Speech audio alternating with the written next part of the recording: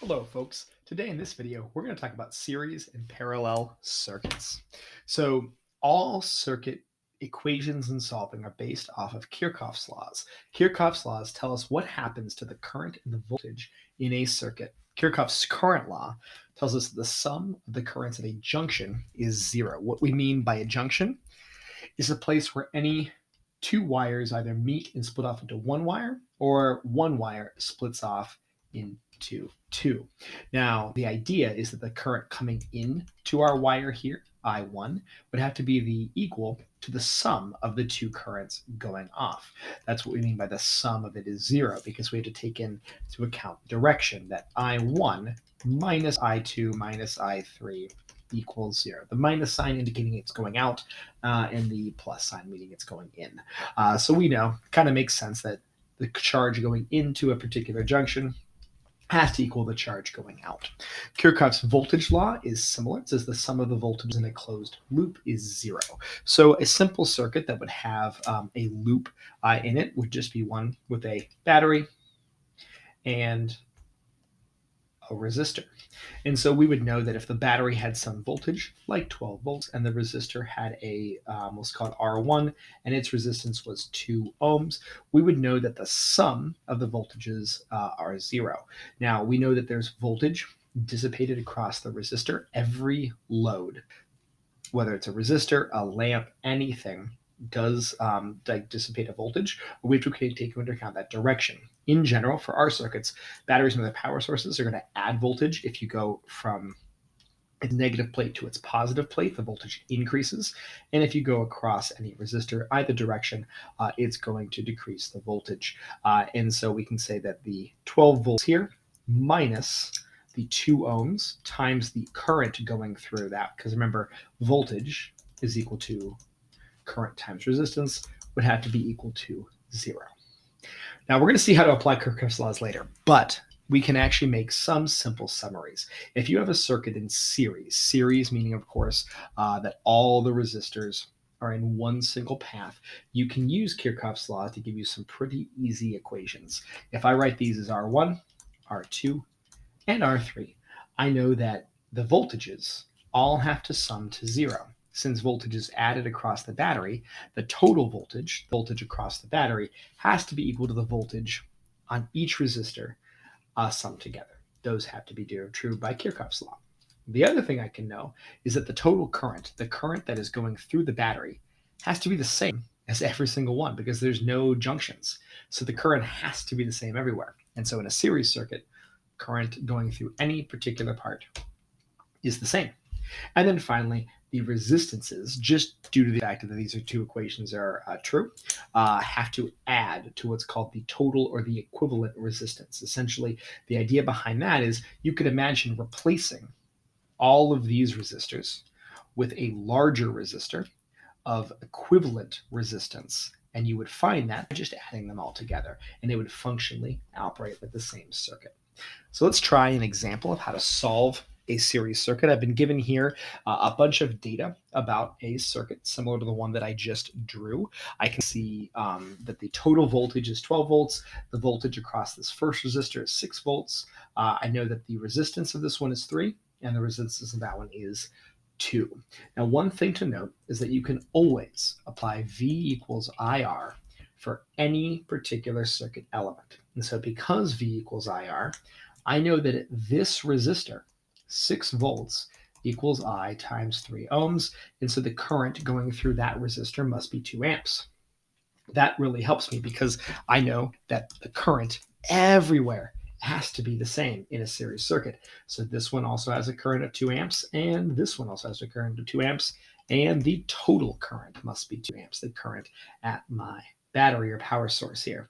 That's super helpful because then I can just apply V equals IR right here. I know that V is 2 amps times 2 ohms. So the voltage across this resistor must be 6 volts. And I could find the equivalent resistance of this circuit. I could say that V equals IR over here. So 12 volts equals 2 amps times R. So R must be 6 ohms. I can lastly apply my ohm equation. I know that the total resistance or the equivalent resistance of my circuit is simply R1 plus R2 plus R3. And by the way, you can add any number of resistors to this, of course. And so then that 6 ohms must be the 3 ohms plus 2 ohms plus the one I don't know. And so 6 minus 3 and 2 is 1 ohm. And then lastly, my last voltage then, if V equals IR, must be 2 volts. And I can double check and make sure that this makes sense. 6 plus 4 is 10, plus 2 is 12, and so my voltages do add to the total voltage. So when I say solving a circuit, this is what I mean. You can solve a circuit by figuring out the voltage, current, and resistance at any particular point. Let's contrast this with parallel circuits. Parallel circuits are like a series circuit, except everything is backwards. The voltages are going to be the same across any particular point because the loop law works the same way for each one. If I draw a loop here, it's the same loop that I get there, it's the same loop there, and so the voltage across any of those resistors must be the same. But I now have that junction law and apply that the current, the total current here going through here splits and then splits again.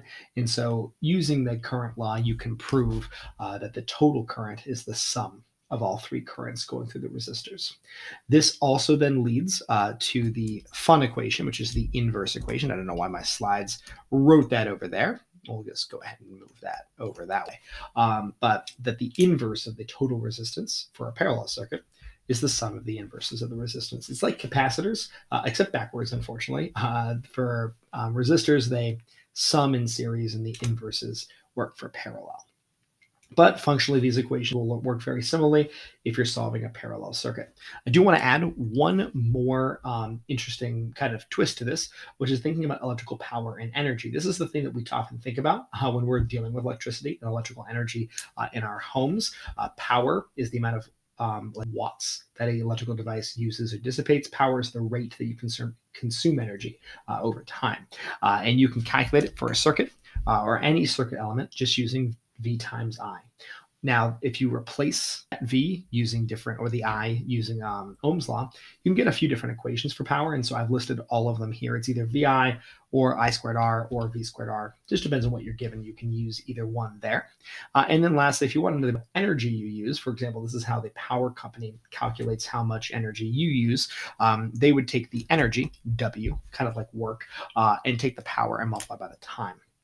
We're going to often see it measured in joules. That's the SI unit. But if you have a home or apartment and you use energy, you often see it in this kind of stranger energy unit, a kilowatt hour, which is just 1,000 watts times an hour, which if you think about that, 1,000 watts times 3,600 seconds in an hour is 3.6 times 10 to the 6th joules. So that's how much energy is in a kilowatt hour. We can also apply this to circuits here. So I've got an example parallel circuit. I want you to see one kind of useful thing I find for solving circuits. I call it a VERP table. And all a VERP table is a way to organize some information. And so I list out all the variables up there, and then I list the number of different loads I have in my circuit. I've got the first resistor, second resistor, third resistor, and then lastly, I've got the battery. I'll call that the total. Here. Now this works well for series and parallel circuits with like one battery and only series or parallel. This does not work very well for circuits that are more mixed, and so we'll show you some examples of that later.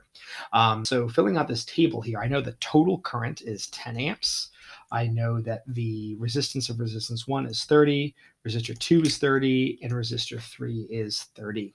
That's actually great. I can find my total resistance just using the equation.